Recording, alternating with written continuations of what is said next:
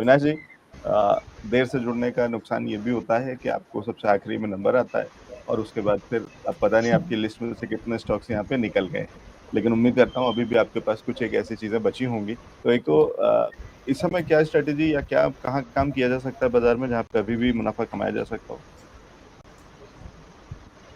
Sir पहला तो एक रिकमेंडेशन है GICRE, जनरल इंश्योरेंस, जो 205 रुपीज़ पे चल रहा है।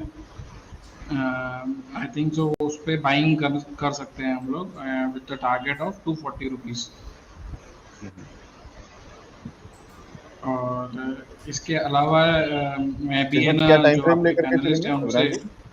अविनाश जी, जीआईसीआरई क्या टाइम ये फ्रेम? एक एक महीने का, हफ्ते का? एक महीने का, एक महीने का? एक महीना, 1 मंथ, अच्छा, और टारगेट वन क्या मंथ बताया या आपने?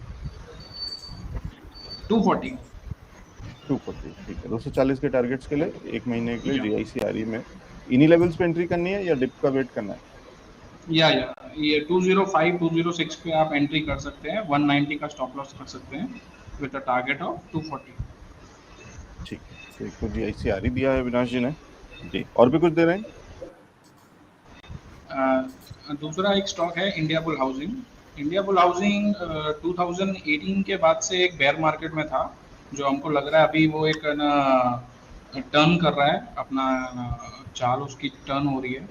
तो 150 पे बाय करने की रिकमेंडेशन है।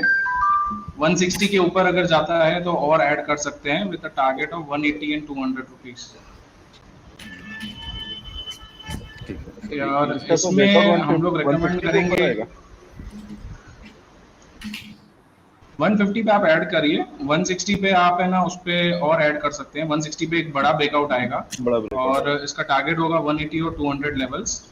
बट इसमें एफ एंड ओ में वो बैंड में चला जाता है, तो I would recommend your viewers to buy delivery.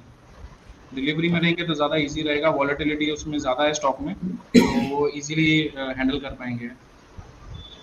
ठीक है, बहुत सालों तक निवेशकों को बहुत परेशान करने के बाद में अब कहीं रिकवरी और प्लस हाँ बहुत सारी खबरें भी हैं, फंडामेंटली भी बहुत सारी चीजें हो रही हैं और उस पर भी काम चल रहा है, तो वो सारा उसका भी असर हो सकता है और साथ ही साथ बाजार का असर, और कहीं एक बढ़िया रिकवरी लेवल आपके सामने बता दिए हैं अविनाश जी ने। और एक एक 60 के ऊपर में, यानी वहाँ पे 155 के ऊपर में तो एक बड़ा ब्रेकआउट भी मिल सकता है, तो उसके पे नजर। टारगेट्स क्या लेकर के चल रहे हैं सर, और टाइम फ्रेम एक बार फिर से बता दीजिए। पहला टारगेट होगा 180, सेकंड टारगेट वो होगा 200 रुपीज़, और ये आपको एक क्वार्टर के अंदर आना चाहिए। ठीक है, एक क्वार्टर के अंदर में आपको मिल सकता है। 180 से 200 तक के टारगेट्स अचीव हो सकते हैं और इंडिया बुल हाउसिंग फाइनेंस पे है नजर। ठीक है, अविनाश जी कुछ और भी ऐड कर रहे हैं क्या? इसके अलावा एक थर्ड लास्ट स्टॉक है doctor Reddy. Doctor Reddy 5700 levels पे ट्रेड कर रहा है।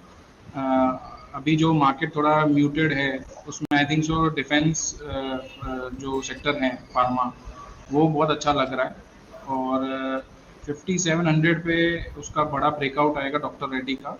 सो टारगेट इज 6000 रुपीज़, जो आपको 1 या 2 महीने के अंदर ही आ जाना चाहिए।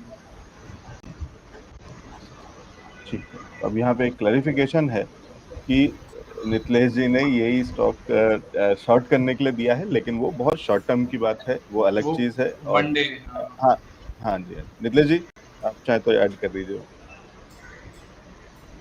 मुझे हंसी आ रही है क्योंकि बहुत बार ऐसा ही चीज़ होती है कि व्यूअर्स कंफ्यूज होते हैं। कुछ स्टॉक्स के ऊपर मैं सेल कॉल रिकमेंड करता हूँ और किसी स्टॉक के ऊपर एनालिस्ट आके बाई कॉल रिकमेंड करते हैं। तो देखो, सर का जो व्यू है उसको रिस्पेक्ट करते हुए आपको एक चीज़ का ध्यान रखना पड़ेगा कि आप डेरिवेटिव में काम कर रहे हो या फिर कैश में काम कर रहे हो। अगर आप कैश में काम कर रहे हो तो आप धीरे धीरे करके सर ने जैसे कॉल कहा तो उसको लिया जा सकता है। अगर आप डेरिवेटिव में काम कर रहे हो तो स्ट्रिक्टली स्टॉप लॉस के साथ आपको काम करना पड़ेगा। तो उस हिसाब से तो विन विन सिचुएशन होगी, जो आपको सही लगे उस हिसाब से आपको करना पड़ेगा।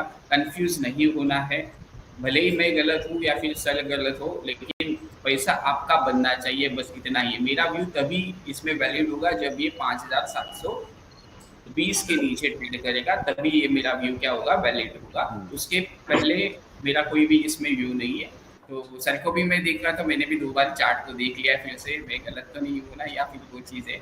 ओवरऑल स्ट्रक्चर अच्छा है, फार्मा भी अच्छा है, लेकिन मेरा जो व्यू है वो मैं मैक्स आज के आज ही उसको निकाल भी सकता हूँ, कल भी निकाल सकता हूँ, तो उस हिसाब से मैं खेल रहा हूँ उसको। ठीक है, और दोनों चीजें कंडीशन, इसीलिए कंडीशन इंपॉर्टेंट हो जाते हैं कि लेवल्स के बाद आपको ट्रेड लेना है तो